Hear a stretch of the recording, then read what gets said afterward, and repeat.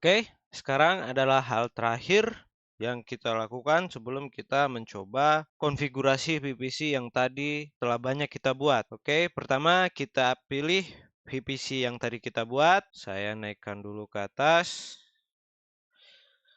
Nah, di sini kita memiliki detail DNS hostnames disabled. Oke, yang akan kita lakukan adalah kita akan mengenable DNS hostnames. Kita klik actions, edit DNS hostnames, kita klik enable, lalu save. Oke, apa yang terjadi di sini adalah kita ingin memberikan public DNS hostname kepada setiap instansi yang kita daftarkan ke dalam VPC ini. Dan satu hal lagi, kita pergi ke halaman subnets. Kita akan melakukan perubahan kepada public subnets yang tadi kita buat. Kita klik. Oke, saya naikkan dulu. Di sini kita memiliki detail auto assign public IP address sebagai no. Kita akan mengubah ini menjadi yes agar resource yang berada di dalam public subnet ini mendapatkan public IP address. Caranya kita klik actions, modify auto assign IP settings, dan kita pilih enable. Lalu kita klik save. Ya, kita sudah siap dan selanjutnya adalah kita membuat EC2 instance. Oke, di sini saya telah berada di dashboard EC2. Di sini kita akan menjalankan sebuah EC2 instance dan kita akan mencoba untuk bereksperimen dengan VPC yang tadi telah kita gunakan. Oke, pertama-tama kita klik launch instance. Pastikan teman-teman berada di region terdekat, yaitu Singapura. Klik launch instance.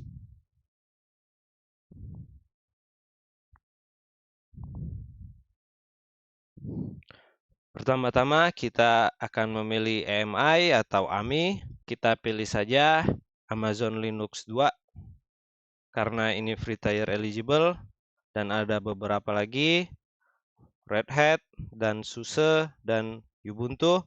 Agar kita berada di halaman yang sama, kita pilih saja Amazon Linux,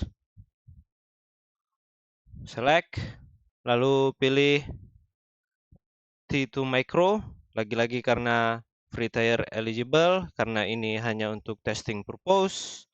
Lalu kita pilih next, configure instance details, number of instance 1, purchasing options kita biarkan default. Nah, di sini kita akan memilih VPC. Ini adalah VPC default yang dibuat secara otomatis. Kita akan menggunakan VPC yang baru saja kita buat. Oke, kita pilih tutorial VPC. Nah, kita pilih subnet. Di sini ada dua subnet, yaitu public dan private. Di sini kita akan mencoba dulu public subnet. Oke, kita biarkan yang lain sebagai default. Kita pilih next, add storage. Storage kita isi juga default, yaitu kita memiliki 8 GB storage. Lalu next. Kita akan memasukkan tag, kita isi saja name, tutorial, isi tuh. Kita pilih next, configure security group. Oke, yang terakhir. Apa itu security group? Security group merupakan sebuah layer security yang sama seperti yang tadi telah kita buat. Perbedaannya adalah jika network access control list berada di layer VPC, sedangkan security group berada di layer instance. Jadi kita memiliki dua layer security. Ketika traffic lolos di layer VPC, traffic akan diperiksa lagi di layer instance, yaitu layer security group. Jika traffic tersebut tidak memenuhi kriteria, maka traffic akan ditolak. Sebaliknya, jika traffic memenuhi kriteria, maka traffic akan diteruskan ke instance. Oke, ini adalah rule default, yaitu SSH di port 22 dari semua IP address. Oke, kita biarkan saja default, lalu kita klik review and launch. Nah, di sini adalah review. Yang terakhir kita pilih launch. Nah, di sini kita akan diminta untuk memiliki pair yang akan digunakan untuk SSH ke dalam instance. Karena saya sudah membuat sebelumnya, saya akan memilih existing. Jika teman-teman belum memiliki, maka pilih create new key pair. Oke, ini akan kita butuhkan. Kita checklist checkbox ini. Yang terakhir, kita klik launch instance.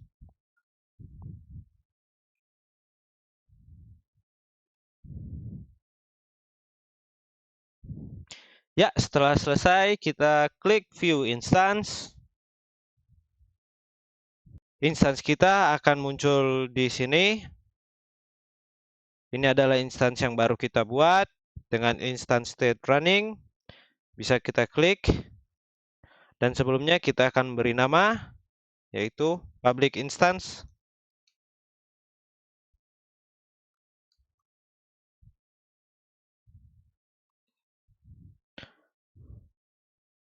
Nah, di sini adalah detail instance yang tadi kita buat. Di sini kita bisa melihat bahwa kita memiliki IP address, public DNS, berdasarkan konfigurasi yang tadi kita lakukan.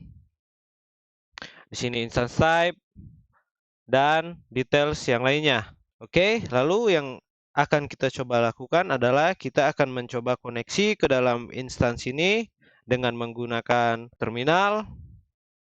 Kita klik di sini, connect.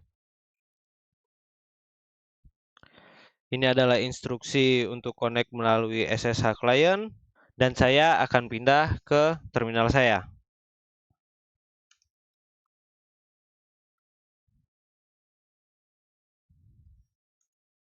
Baiklah, saya telah berada di terminal, dan saya akan mengikuti instruksi yang telah ditunjukkan di dashboard EC2 tadi. Oke, pertama-tama saya akan make sure bahwa saya telah memiliki key pair-nya. Di sini saya akan periksa dengan ls. ls. Ya, saya memilikinya. Lalu hal yang akan kita lakukan adalah kita akan memodifikasi level akses, yaitu chmod 400 preman terminal .pem. Oke, ini adalah key pair yang saya dapat untuk koneksi SSH ke instance saya. Lalu saya tekan enter. Oke, mungkin bagi teman-teman yang belum tahu, apa yang kita lakukan di sini adalah kita melakukan perubahan level akses kepada sebuah file menggunakan perintah chmod. Jika kita lihat dokumentasinya, man chmod. Nah, di sini kita melakukan perubahan permission kepada file tersebut berupa angka permission 400. Oke, jika kita ingin lebih tahu detailnya, kita akan melakukan perintah seperti ini, ls min long all. Nah, ini adalah permission yang tadi kita buat. Simpelnya 400 adalah kita memberi permission untuk read kepada user yang sedang menggunakan sekarang, ditandai dengan 3 bit ini. Lalu kita tidak memberi akses apa-apa kepada grup dan kepada other users. Oke, mungkin lebih jelasnya akan saya bahas di video berikutnya, dan saya akan membahasnya secara lebih detail. Oke, lalu saya akan melakukan komen SSH, yaitu SSH min I, lalu diikuti dengan keypairnya, yaitu preman terminal.pem. Lalu saya akan memasukkan tujuan IP. Kali ini saya akan login sebagai EC2 user. Kalau teman-teman menggunakan Ubuntu, di sini ganti menjadi Ubuntu, karena itu adalah nama default yang dibuat di AWS EC2. Lalu saya akan memasukkan IP address atau public DNS yang yaitu seperti ini. Saya copy dan saya paste. Lalu saya tekan enter. Yes. Oke, nah dan di sini kita telah berhasil terkoneksi ke dalam instansi EC2. Jika ada teman-teman yang masih gagal, perhatikan lagi langkah-langkah yang tadi kita lakukan, dan jika ada kesulitan, tinggalkan di kolom komentar. Di sini saya bisa melakukan apa saja layaknya di instalisasi Linux pada umumnya. Saya bisa print UMI.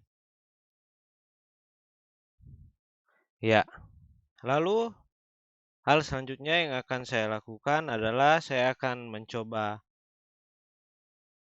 melakukan akses internet dari dalam sini. Saya akan mencoba melakukan HTTP call ke sebuah website melalui perintah curl curl http:/example.org. Oke. Nah, di sini perintah ini tidak akan berhasil karena kita tidak memberikan akses untuk melakukan HTTP call. Oke, bisa kita cancel dulu dengan perintah Ctrl+C. Lalu hal yang akan saya lakukan adalah saya akan ke halaman network SCL. Lalu kita klik network SCL tadi yang kita buat. Kita pilih inbound rules. Oke, baiklah. Ini adalah alasan mengapa kita tidak bisa melakukan HTTP akses kepada website tadi. Hal ini dikarenakan kita tidak memberikan permission inbound rules terhadap traffic yang akan masuk. Jika teman-teman ingat, kita memberikan semua akses kepada outbound rules pada bagian tadi kita melakukan setting outbound rules, tetapi kita hanya memberikan satu akses terhadap inbound rules, yaitu di port 22. Sehingga traffic kita berhasil keluar, tetapi tidak berhasil kembali untuk sampai ke dalam instance. Oke, jadi yang akan kita lakukan adalah kita akan memberikan akses tersebut dengan cara add new rule. Kita akan memberi rule number 10. Lalu untuk custom type, kita bisa saja memberi all traffic, namun itu tidak dianjurkan karena itu bukan best practice, melainkan kita akan memberi option custom TCP. Nah, di sini kita akan mengisinya 1024, range IP 1024 sampai 65.535. Apa artinya? Ini adalah range port yang akan kita beri akses untuk masuk.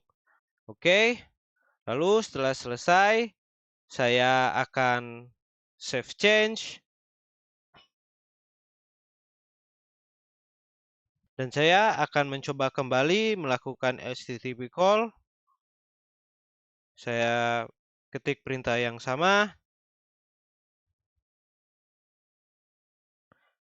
Ya, dan di sini saya berhasil mendapatkan response HTTP, yang berarti bahwa saya telah berhasil melakukan internet call dengan memberikan akses inbound rules terhadap traffic yang akan masuk. Dan saya akan mencoba satu hal lagi, yaitu saya akan menjalankan web server di dalam instansi ini. Jadi saya akan membuat instansi ini bisa diakses melalui web browser, melalui DNS yang tadi kita terima. Pertama-tama akan saya clear dulu.